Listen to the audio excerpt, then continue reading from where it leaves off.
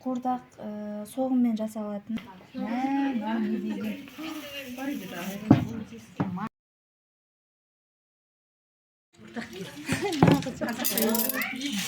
İçine қоспаларын, приправаларын бәрін қостым.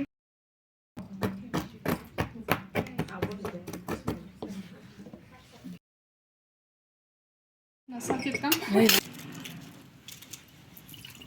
Және қазы бар.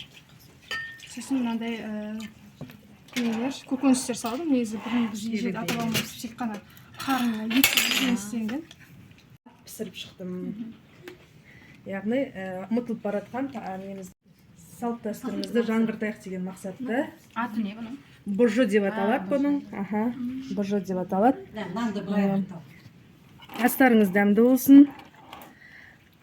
Ауыз деп дәмін көріңіздер. Жақсы, астарыңыз дәмді болсын, кете берейін бе?